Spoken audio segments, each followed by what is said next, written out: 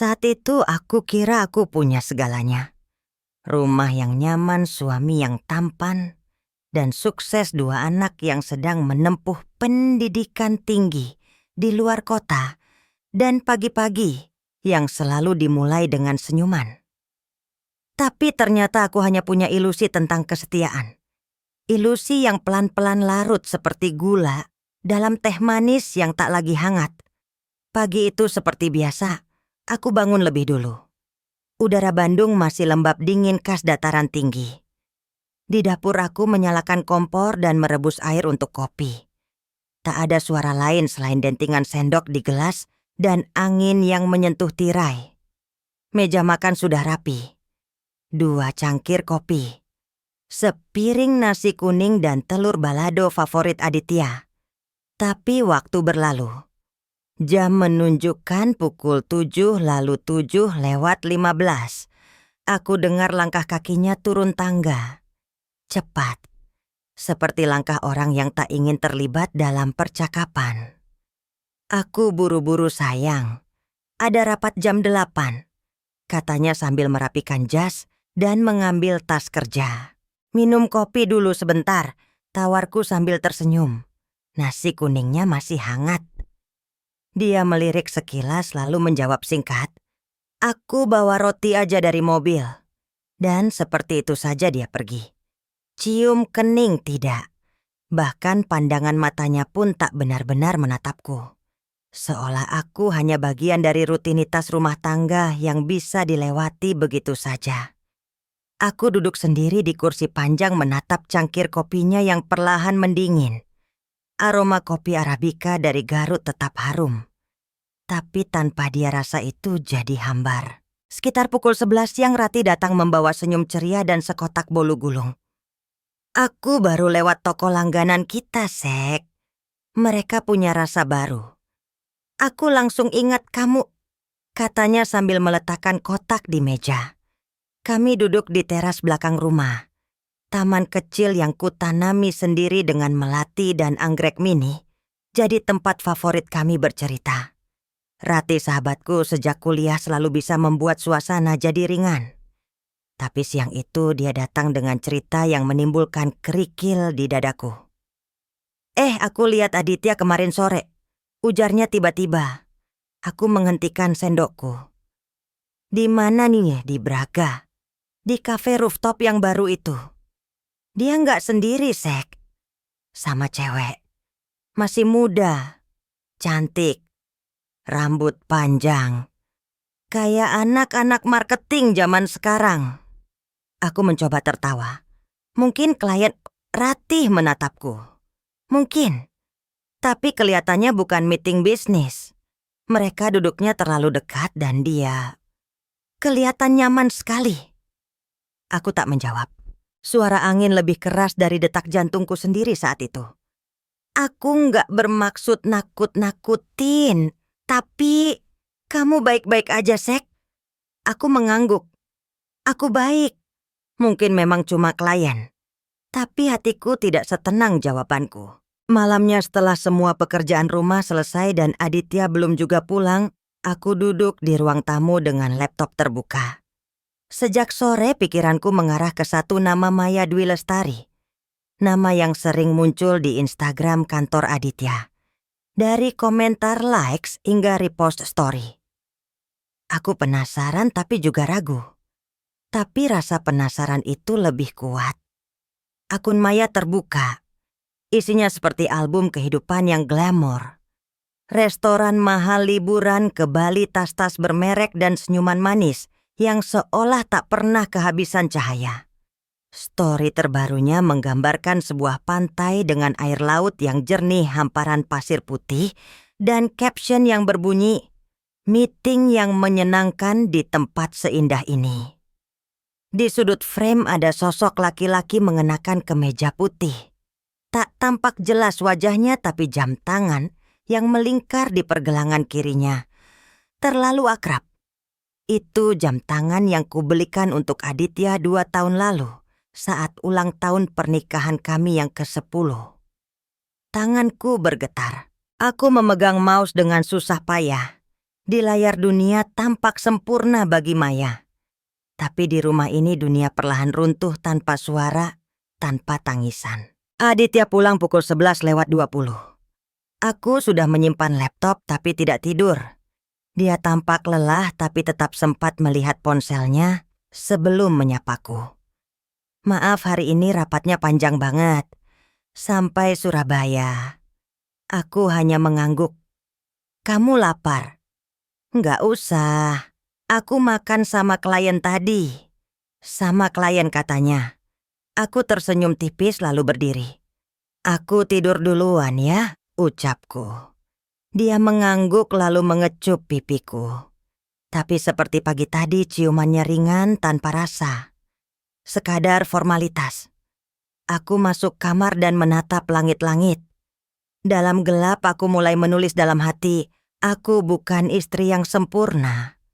Tapi aku tahu kapan seseorang mulai menyembunyikan sesuatu. Dan saat itu terjadi, aku juga tahu bahwa diam bukan berarti kalah. Aku takkan bertanya, takkan menangis, tapi aku akan bersiap. Bukan untuk membalas, tapi untuk melindungi diriku dan apa yang tersisa dari harga diriku. Keesokan harinya aku memutuskan untuk datang ke kantor pengacara Bu Melati, teman lamaku dari komunitas perempuan yang dulu sering kami hadiri bersama. Aku tidak membuat janji resmi. Aku hanya ingin bertanya, untuk berjaga-jaga kalau suatu saat aku harus melindungi diriku sendiri. Kami bertemu di salah satu kafe kecil dekat Dago Atas. Tempatnya tenang sepi, pengunjung hanya ada suara denting sendok dan lagu jazz lembut dari pengeras suara. Bu Melati menatapku lama setelah aku menceritakan semuanya. Dari perubahan sikap Aditya hingga postingan Maya dan intuisi yang tak bisa kuabaikan. Kamu mau pisah, Sekar? Tanyanya hati-hati. Aku menggeleng. Belum tentu. Aku hanya ingin tahu kalau semua aset atas namaku, apakah aku bisa mengamankan semuanya jika sesuatu terjadi? Melati mengangguk pelan. Kamu bisa. Kalau itu properti dan rekening atas namamu, kamu punya hak penuh untuk membekukannya. Bahkan kamu bisa mencabut akses Aditya secara hukum. Aku menyeduh teh pelan. Kata-katanya bukan membuatku lega, tapi memberiku pegangan. Seolah aku sedang berdiri di tebing dan akhirnya tahu di mana batu pijakan pertama. Kalau begitu bantu aku siapkan dokumen-dokumennya, ucapku pelan. Aku belum tentu akan menggunakannya. Tapi aku tidak mau buta saat badai datang. Malam itu aku tidur lebih nyenyak. Aneh bukan? Saat kamu tahu orang yang kamu cintai mungkin mengkhianatimu, tapi justru karena itu, kamu akhirnya bisa bernapas lebih jernih. Mungkin karena untuk pertama kalinya aku tidak lagi menggantungkan ketenanganku pada dirinya. Aditya tetap pulang larut. Kali ini dia membawa oleh-oleh kecil brownies dari Surabaya. Katanya untuk menebus 2 hari penuh dia tak sempat pulang. Aku titip dari driver tapi nggak tahu nyampe nggak. Jadi aku beli lagi. Katanya sambil meletakkan kotak di meja makan. Aku tersenyum. Terima kasih. Anak-anak pasti senang saat pulang nanti. Dia tampak lega. Mungkin mengira aku tidak mencurigainya. Atau mungkin memang dia percaya bahwa aku akan terus menjadi istri yang diam dan menerima. Tapi di dalam hatiku aku tahu, bukan kemarahan yang tumbuh di sana melainkan kesadaran. Kesadaran bahwa selama ini aku hidup dengan menunda rasa sakit, menyimpan kecewa di bawah senyum, menyusupkan tanya dalam tutur lembut. Dan sekarang saat akhirnya aku memilih untuk tidak lagi bertanya, bukan karena aku percaya tapi karena aku sudah siap dengan semua kemungkinan. 3 hari kemudian Aditya mengabari bahwa dia akan dinas luar ke luar negeri Malaysia. Katanya ada konferensi properti dan pertemuan investor. Kali ini dia tak banyak menjelaskan. Hanya memberitahuku lewat chat. Aku berangkat lusa. 3 hari aja. Nanti aku kabarin kalau sudah sampai." Aku membaca pesan itu tanpa ekspresi, lalu menatap layar ponselku membuka akun Maya lagi. Story terbarunya menunjukkan boarding pass koper LV dan stiker pesawat.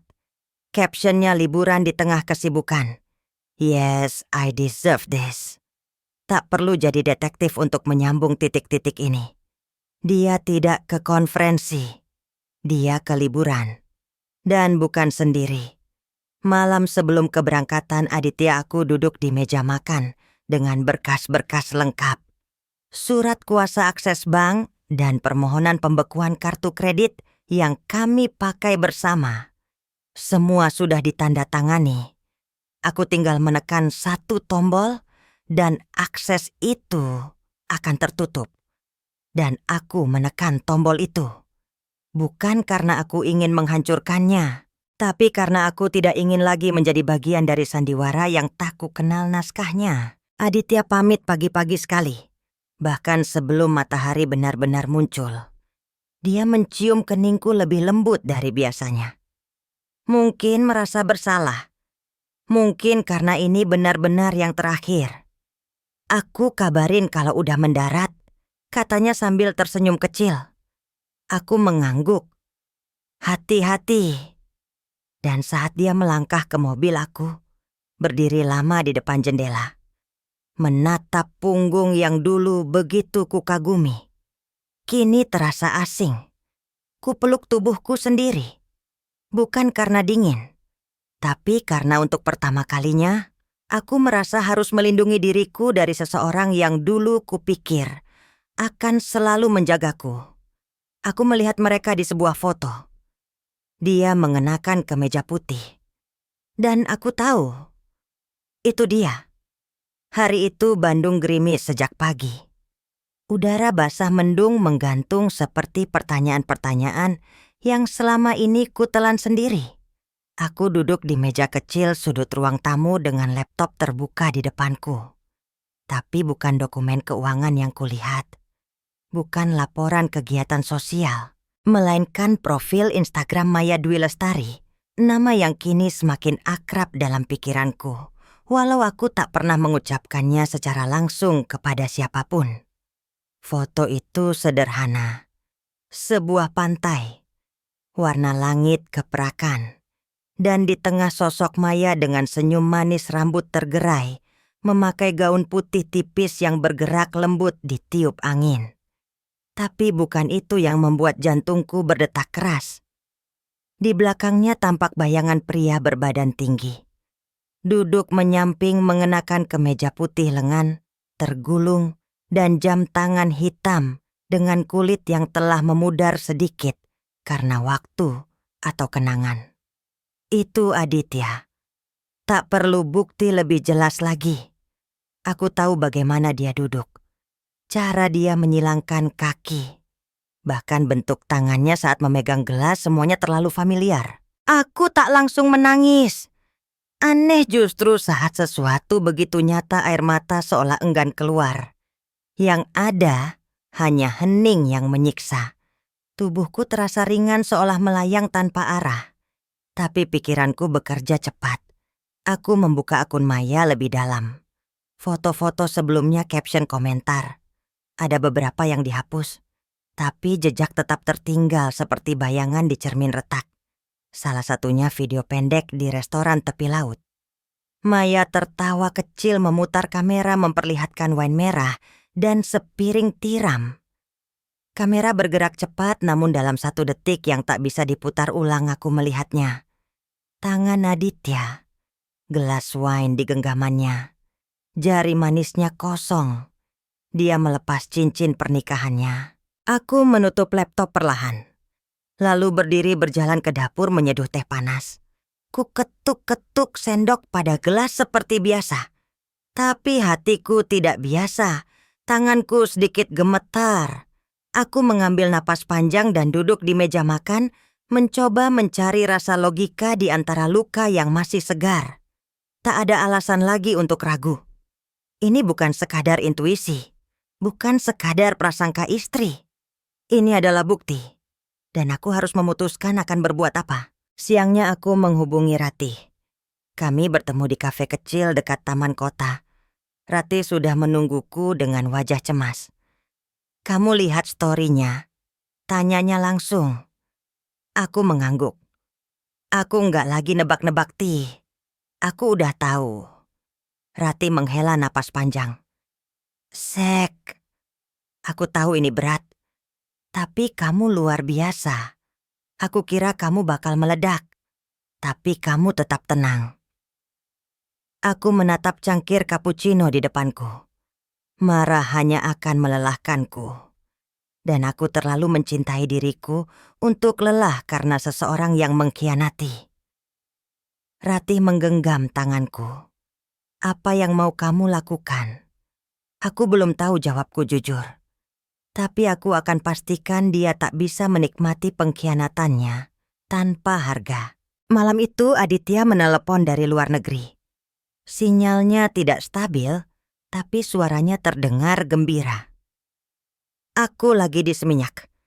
Meeting hari ini ditunda, jadi aku sempat jalan-jalan sebentar." "Sendiri?" tanyaku tanpa nada. Dia terdiam sepersekian detik, lalu tertawa kecil. "Ya iyalah, masa sama siapa?"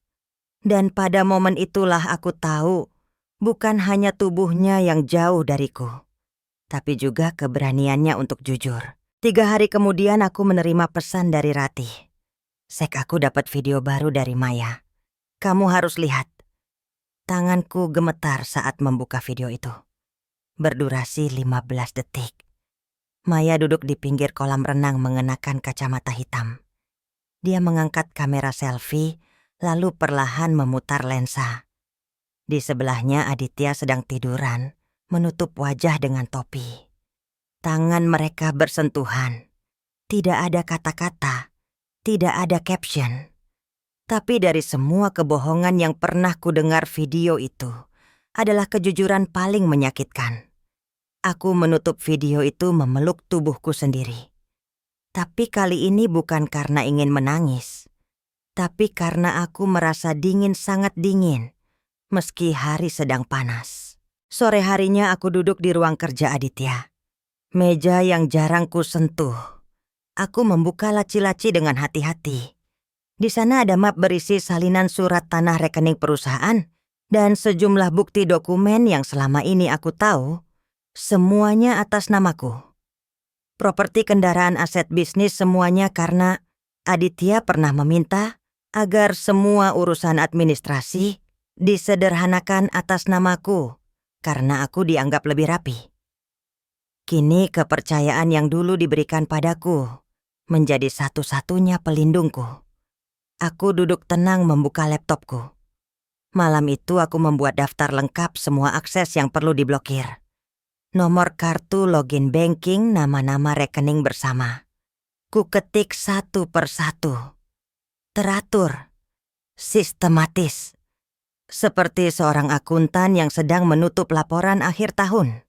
Bukan karena aku ingin membalas, tapi karena aku harus menjaga agar hidupku tidak runtuh bersama kehancuran orang yang kupikir akan selalu menjagaku. Malam semakin larut. Rumah sunyi. Hanya suara detak jam dinding dan angin yang menyusup lewat jendela belakang. Aku menatap layar ponsel membaca ulang chat terakhir Aditya. "Aku tidur duluan ya, besok pagi flight jam 7. Love you." Aku tidak membalas. Kukunci layar, kututup laptop. Lalu berjalan pelan ke kamar memeluk bantalku erat. Untuk pertama kalinya sejak pernikahan kami, aku merasa bahwa cinta tak lagi cukup, bahwa pengkhianatan yang dibungkus dengan senyum hanya akan menjadi luka yang lebih dalam, dan bahwa aku, Sekar Ayu, berhak memilih untuk tidak lagi diam. Keesokan harinya aku bangun lebih awal. Matahari belum naik, tapi aku sudah berdiri di dapur dengan apron memotong bawang merah, memanaskan minyak, mengaduk sambal untuk sarapan pagi yang tak akan pernah disentuh. Memasak bukan lagi tentang memberi makan, tapi tentang mempertahankan rutinitas. Rutinitas adalah satu-satunya yang membuat segalanya terlihat normal, meski dalam hati aku tahu semuanya telah bergeser. Seperti lukisan yang digeser sedikit dari paku tetap tergantung tapi miring. Tidak lagi sejajar. Suara mobil Aditya tak terdengar sejak kemarin. Dia mengabari bahwa akan menginap 2 malam, dan aku pura-pura percaya. Padahal aku tahu dia tidak di hotel bisnis manapun. Dia sedang berlibur dengan seseorang yang bukan istrinya. Aku mencoba menyibukkan diri. Mengerjakan spreadsheet untuk komunitas sosial di kelurahan menjawab. Chat ibu-ibu pengajian mencuci tirai ruang tamu. Tapi setiap jeda pikiranku kembali ke satu titik.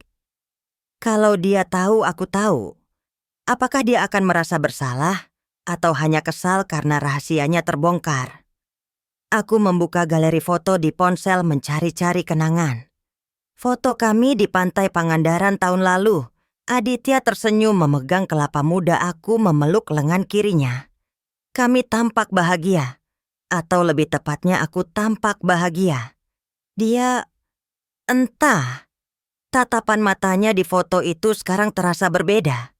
Dulu kupikir itu tatapan cinta, tapi sekarang aku tahu itu hanya pantulan mata seseorang yang menyimpan banyak hal di balik senyum. Sore harinya aku keluar rumah, berjalan kaki ke taman kecil tak jauh dari rumah. Angin semilir daun-daun jati berguguran dan suasana lengang seperti kota yang menunggu badai. Aku duduk di bangku kayu tua di sudut taman, di bawah pohon flamboyan yang daunnya mulai menguning. Seorang ibu tua lewat sambil mendorong sepeda dengan keranjang berisi sayur. Ia tersenyum padaku. Aku balas tersenyum meski hatiku tidak benar-benar ikut tersenyum. Lucu ya, saat dunia kita sedang runtuh, dunia luar tetap berjalan. Orang tetap belanja sayur. Anak-anak tetap bermain bola. Langit tetap berubah, warna matahari tetap tenggelam. Aku membuka buku catatan kecil yang selalu kubawa. Di halaman pertama, aku menulis kalimat ini. Bukan amarah yang membuatku ingin bertindak, tapi kesadaran bahwa aku tak bisa membiarkan diriku terus diabaikan. Aku ingin membaca ulang kalimat itu nanti saat aku mulai ragu. Saat perasaan bersalah mencoba menyusup kembali. Dan membuatku bertanya, apakah aku terlalu keras? Karena sebagai perempuan kita dibesarkan untuk mengalah, untuk memahami, untuk memaafkan bahkan saat tak diminta maaf. Tapi hari ini aku ingin belajar untuk tidak lagi mengalah pada diriku sendiri. Malam itu aku membuka folder di laptop. Folder yang berisi semua data finansial keluarga kami. Aku memang tidak ikut campur dalam operasional perusahaan Aditya, tapi soal rumah tabungan investasi dan properti semuanya aku yang kelola. Aditya mempercayakannya padaku sejak dulu karena katanya aku lebih teliti. Dan mungkin itulah kesalahan terbesarnya. Dengan satu persatu file yang kubuka aku mulai menyusun ulang gambaran besar. Total saldo di bank bersama kartu kredit yang digunakan untuk perjalanan luar negeri, dana perusahaan yang kadang dipakai untuk keperluan pribadi. Semua tersimpan dengan rapi dan semua berada dalam jangkauan tanganku. Aku menyadari bahwa posisiku lebih kuat dari yang pernah kupikirkan. Aku bukan hanya istri yang sedang diselingkuhi. Aku adalah penentu nasib keuangan pria yang mengkhianatiku. Dan saat kesadaran itu menghantamku dengan sunyi yang panjang, aku hanya bisa menarik napas pelan dan tersenyum tipis. Malam semakin larut. Di luar hujan mulai turun. Rintik kecil di jendela terdengar seperti ketukan waktu yang menyuruhku mengambil keputusan. Aku kembali membuka Instagram Maya. Postingan barunya adalah video slow motion di balkon resort dia, berputar dengan gaun putih rambut tergerai, lalu tertawa. Di belakangnya kamera menangkap pantulan bayangan pria berdiri sambil memegang wine. Dan di kolom komentar salah satu akun menulis, "Romantis banget kak, goals BGT sama pasangan." Maya tidak membalas komentar itu, tapi tidak menghapusnya juga. Aku menutup ponsel, lalu mengambil satu lembar kertas dari meja. Dan di atasnya kutulis 5 kata. Aku tidak akan diam lagi. Dia pikir dia bisa menikmati liburannya tanpa konsekuensi. Tapi kali ini aku sudah siap lebih dulu. Pagi itu aku berdiri di depan cermin kamar mandi mengikat rambut pelan-pelan. Mata sembab karena begadang bukan karena menangis, melainkan karena terlalu banyak berpikir. Di belakangku matahari menembus gorden tipis mengisi kamar dengan cahaya hangat. Tapi hatiku terasa dingin. Hari ini adalah hari di mana semuanya akan dimulai. Setelah seminggu mengumpulkan bukti mengunci keraguan dan membungkus kecewa dalam ketenangan, aku mengambil langkah pertama. Sebuah langkah yang tidak dilakukan dengan teriakan atau air mata, melainkan dengan surat kuasa dokumen legal dan nomor rekening. Aku mengenakan kerudung krem dan blus panjang sederhana. Tak ada make up, hanya bedak tipis dan pelembab bibir. Aku ingin terlihat netral, tak terlalu kuat, tak terlalu rapuh. Di meja makan aku memeriksa kembali map dokumen salinan, sertifikat rumah, daftar rekening, dan surat pernyataan dari pengacara Bu Melati. Semuanya rapi, terorganisir, dan kini berada di tanganku siap digunakan. Jam 9 pagi aku tiba di kantor pengacara. Bu Melati menyambutku dengan pelukan ringan. "Kamu yakin?" Sekar aku mengangguk. Aku tidak ingin menyerangnya. Aku hanya ingin melindungi apa yang seharusnya menjadi milikku. Kami masuk ke ruangan kecil yang hangat dengan dinding kayu dan aroma kopi yang samar. Di sana, aku menandatangani beberapa lembar dokumen. Surat kuasa pengelolaan properti, permintaan pembekuan akses terhadap rekening bersama, penonaktifan kartu kredit utama atas nama Aditya. Semuanya legal, semuanya sah karena semua itu atas namaku. Tak ada gemetar di tanganku, hanya napas yang sedikit berat tapi penuh keyakinan. Usai dari kantor pengacara, aku melanjutkan ke bank utama kami di Dago. Petugas menyambut ramah dan setelah memverifikasi data mereka membantu proses pemblokiran akses Aditya. Aku juga meminta penghapusan email dan nomor telepon Aditya dari semua notifikasi transaksi. "Ini untuk alasan keamanan rumah tangga," kataku sambil tersenyum kecil. Mereka tidak banyak bertanya, dan aku lega. Di mobil aku duduk diam beberapa saat sebelum menyalakan mesin. Kulirik ponsel. Tak ada pesan dari Aditya. Terakhir kali dia mengirim foto makanan Jepang dan menulis lunch bareng klien. Enak banget di sini. Aku tidak membalas. Hari itu aku makan siang sendiri di rumah. Tapi ada rasa tenang yang belum pernah kurasakan sebelumnya. Tenang karena tahu bahwa kali ini aku tidak lagi menjadi penonton dari hidupku sendiri. Malamnya aku duduk di ruang tamu. TV menyala, tapi aku tidak benar-benar menontonnya. Di pangkuanku, laptop terbuka menampilkan layar dashboard online banking. Semua rekening sudah kosong. Maksudku, semua rekening yang biasa digunakan Aditya. Bukan kosong karena habis, tapi karena dananya sudah kupindahkan ke rekening pribadi yang lebih aman atas nama tunggal. Aku juga memblokir 2 kartu tambahan yang biasa dia pakai untuk hotel makan malam dan kemungkinan besar liburannya bersama Maya. Aku membayangkan wajahnya saat berdiri di kasir hotel memberikan kartu seperti biasa, lalu mendengar kalimat itu, "Maaf Pak, kartu Anda ditolak." Bukan rasa puas yang muncul, tapi sebuah rasa penegasan bahwa aku tidak lagi takut untuk berkata cukup. Keesokan harinya aku mendapat pesan singkat dari bank, kartu Aditya berhasil diblokir. Permintaan penutupan kartu diterima. Aku membaca notifikasi itu sambil menyeruput teh jahe. Matahari baru naik separuh dan suara ayam tetangga bersautan. Di halaman daun-daun kering berjatuhan. Dan aku merasa ringan. Di tempat lain jauh dari rumah kami, mungkin di resort tepi pantai atau hotel berbintang, Aditya sedang kebingungan. Dan benar saja, Sekitar pukul 8 malam dia menelepon. Suaranya panik, tapi ditahan. Sayang, ini kartu aku ditolak pas bayar makan malam. Aku coba kartu satu lagi juga sama. Ada apa ya? Aku diam sejenak, lalu menjawab pelan. Mungkin sistem bank sedang gangguan. Enggak, biasanya dua-duanya sekaligus katanya cepat.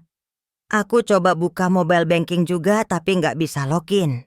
Passwordnya katanya salah. Kamu ubah sesuatu?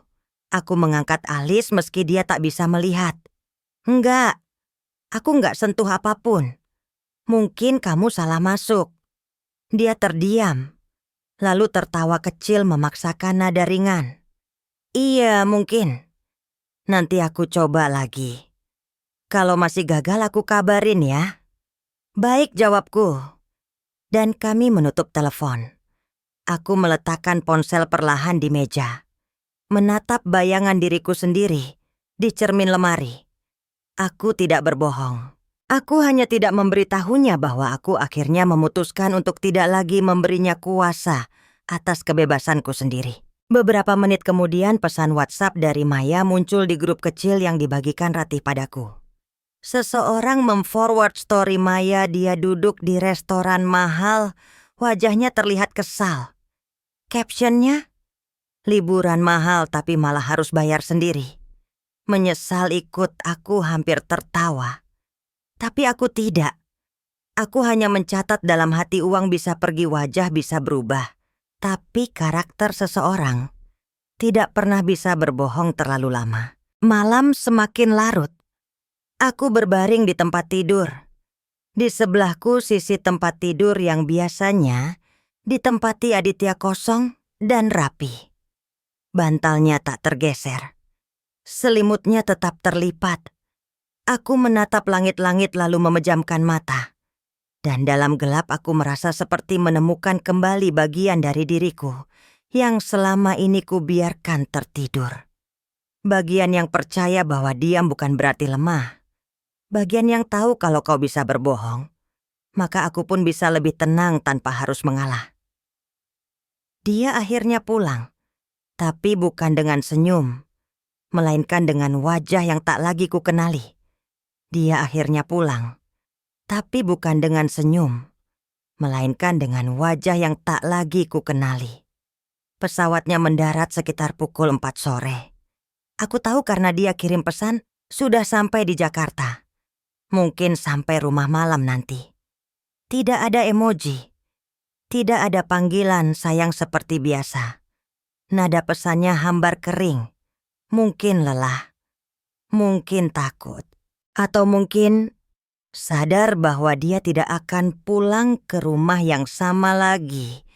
Di rumah aku menyiapkan makan malam seperti biasa. Ayam kecap sayur asam dan nasi hangat. Bukan untuk menyambut siapa-siapa, tapi untuk mempertahankan rutinitas. Agar anak-anak nanti kalau pulang dari kuliah tidak merasa rumah ini pernah kehilangan arah. Kupasang taplak baru di meja.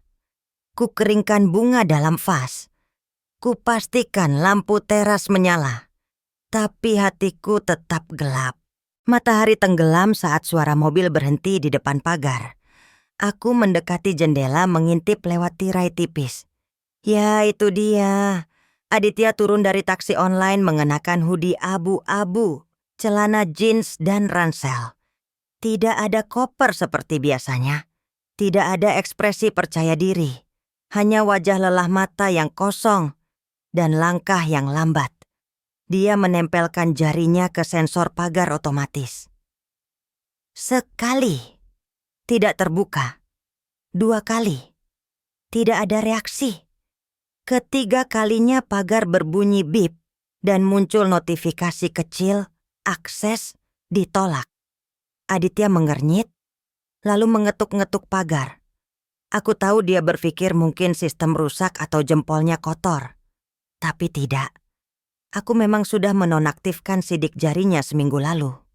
Kupakai suara interkom untuk berbicara. Sebentar, ucapku. Aku berjalan keluar membuka pintu pelan-pelan. Berdiri di teras dengan selimut di pundak. Angin sore dingin menyentuh wajahku, tapi aku tetap diam. Tidak marah, tidak gemetar. Aditya menatapku. Sekar, pagar rumah kita nggak bisa dibuka. Apa kamu ganti sistemnya? Aku mengangguk pelan. Iya, dia mengerutkan dahi. Kenapa nggak kasih tahu? Aku hampir nggak bisa masuk. Aku menarik napas, karena memang kamu tidak perlu masuk. Sekejap wajahnya berubah. Maksudmu maksudku, ini bukan lagi rumahmu. Semua surat properti atas namaku. Dan kamu sudah tahu alasannya. Aditya menatapku lama. Matanya mencari-cari sisa kelembutan yang dulu kutawarkan. Tapi dia tak menemukannya. Karena kelembutan yang dipaksakan adalah bentuk kekerasan pada diri sendiri. Aku minta maaf. Sekar katanya pelan. Aku tahu jawabku. Tapi maaf tidak menghapus semua kebohongan. Dan kamu sudah cukup sering melatih dirimu untuk bicara tanpa rasa bersalah. Dia diam, tak bisa membantah. Lalu pandangannya berpaling ke arah jalan. Di sanalah Maya berdiri beberapa langkah dari mobil. Aku baru sadar dia ikut. Dia mengenakan gaun tipis menunduk dan tampak gelisah. Mungkin tidak menyangka akan melihatku secara langsung. Atau mungkin tidak menyangka bahwa akan ada harga setimpal untuk hubungan yang selama ini mereka sembunyikan. Maaf, saya tidak ingin terlibat, ucap Maya cepat lalu berbalik. Aditya memanggilnya, tapi dia sudah melambaikan tangan ke ojek online yang baru saja lewat. Dan seperti itu, dia pergi. Meninggalkan Aditya berdiri sendirian di depan rumah yang dulu dia sebut kerajaannya. Aditya duduk di bangku semen dekat pagar selama hampir 1 jam. Tak bicara, tak mengetuk, hanya menatap lampu teras yang menyala. Mungkin berharap aku berubah pikiran. Tapi aku tak membuka pintu lagi. Dia akhirnya berdiri memanggil taksi online lagi dan menghilang ke tikungan. Aku menutup tirai. Bukan karena benci, tapi karena lelah. Keesokan harinya aku mendapat telepon dari satpam kantor lama kami. Kantor properti yang dulu kami bangun bersama. Bu Sekar, maaf.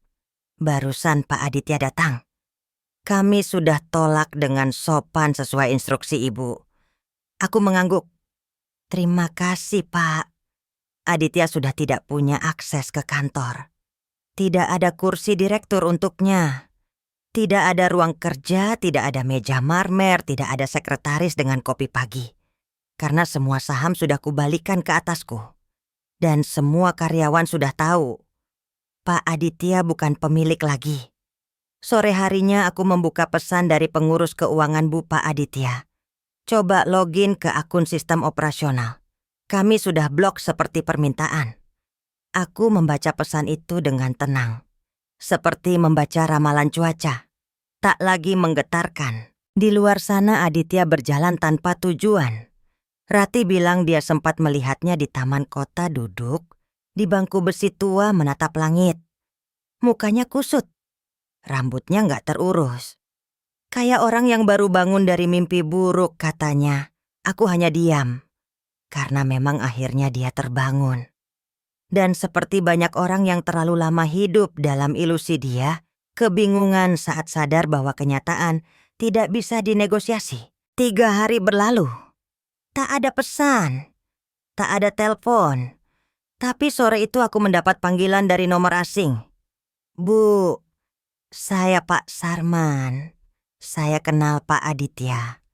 Dia sekarang tinggal sementara di emperan belakang pasar.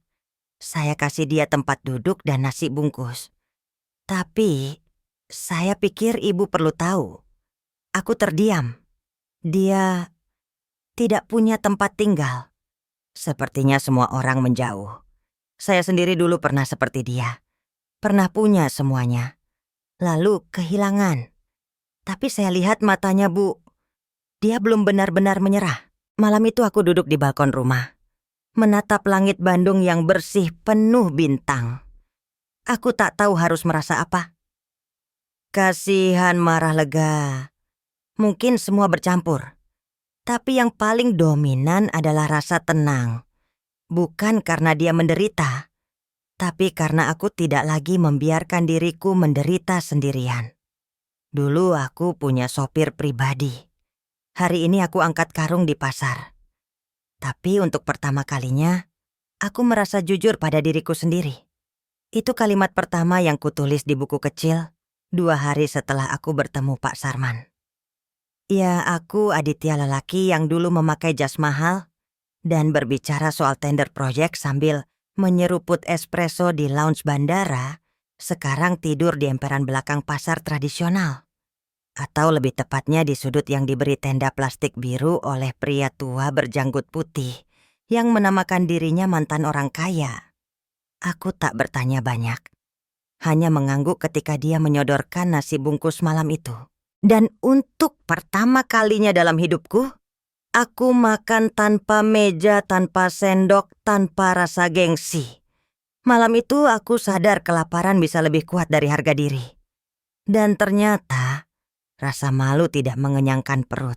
Pagi-pagi sekali sebelum langit benar-benar terang, aku sudah dibangunkan oleh suara roda gerobak dan teriakan pedagang. Pasar Cibadak mulai hidup sekitar pukul 3 dini hari. Suara orang bongkar karung tabrakan plastik. Dan sesekali tawa kasar menyambut fajar yang belum datang. Kamu bisa bantu mereka, kata Pak Sarman sambil menunjuk ke satu lapak sayur besar. Aku tanyaku ragu. Dia hanya tersenyum. Kamu nggak punya pekerjaan lain kan? Aku tak menjawab. Karena memang itu kenyataannya. Dengan kaki yang masih pegal dan rasa canggung yang menggumpal, aku mendekati lapak itu. Seorang pria bertubuh besar berkumis memandangku dengan tatapan curiga. Kamu siapa? Nama saya Aditya. Saya cuma butuh kerja. Apa aja? Dia menyipitkan mata. Bisa angkat karung, aku mengangguk meski sejujurnya belum pernah melakukannya. Baik, bantu bongkar muatan dari truk. Kalau kuat besok datang lagi. Dan begitu saja aku jadi buruh pasar. Tanpa wawancara. Tanpa CV. Hanya berdasarkan tenaga dan kemauan. Hari pertama terasa seperti neraka. Karung bawang 50 kilo terasa seperti batu. Tangan perih. Bahu nyeri. Nafasku terengah sejak jam 5 pagi. Tapi aku bertahan. Karena aku tahu tak ada yang bisa aku andalkan selain diriku sendiri. Tak ada Maya. Tak ada sopir. Tak ada sekretaris. Hanya keringat dan debu bercampur dengan ejekan kecil dari pedagang yang mulai mengenal wajahku. Bukannya ini dulu yang sering keluar dari Mercy hitam. Iya. Bos properti katanya. Sekarang angkat tomat. Aku pura-pura tidak dengar.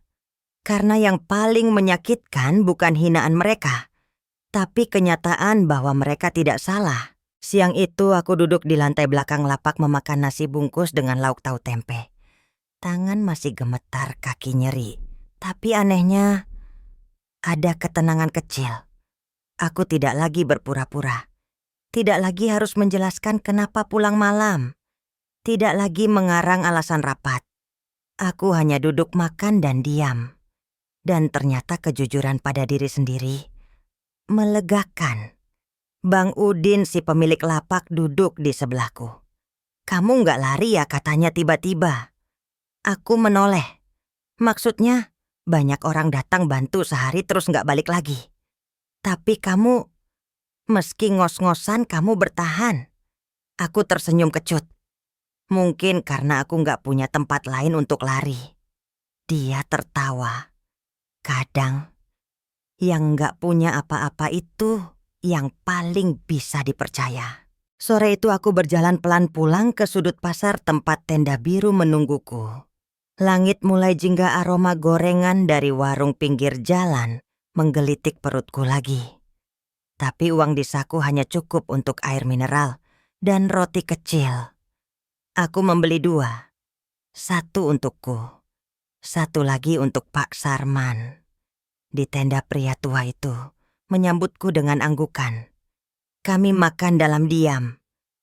"Besok kamu kerja lagi?" tanyanya sambil mengunyah.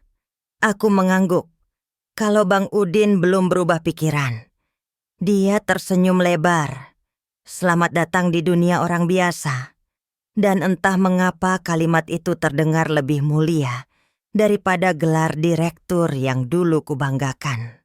Beberapa hari kemudian aku mendapat pesan dari nomor tak dikenal. "Saya Ratih, teman Sekar. Saya cuma ingin bilang, dia tahu kamu kerja di pasar." Dan dia tidak marah. Aku membaca ulang pesan itu berkali-kali. Tidak marah. 3 kata yang membuat dadaku sesak.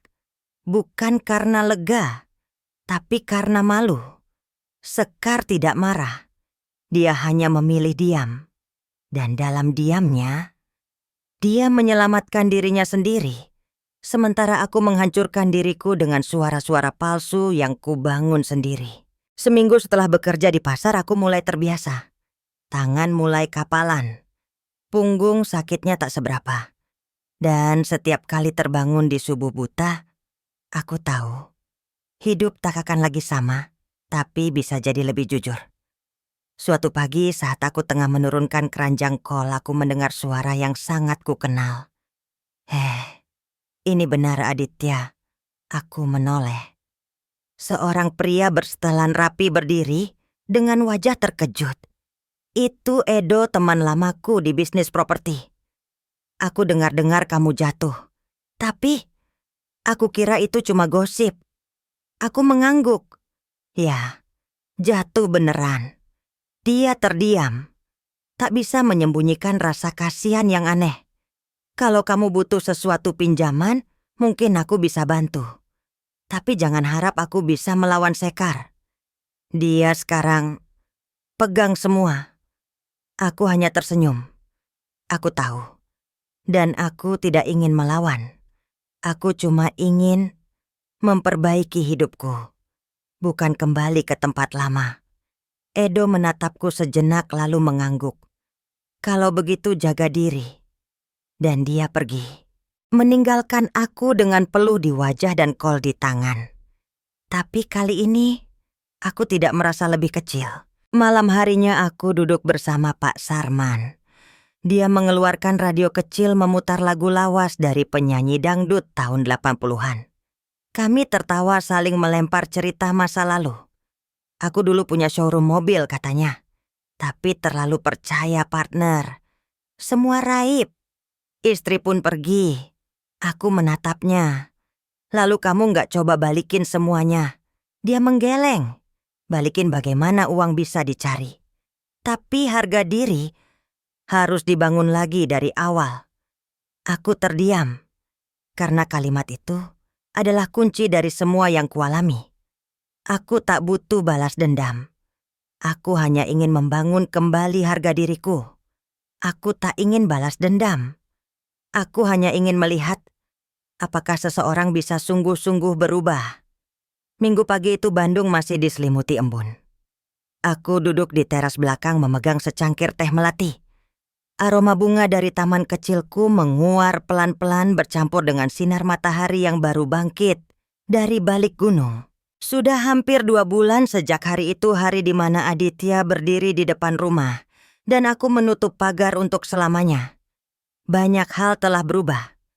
Aku mulai kembali aktif di komunitas.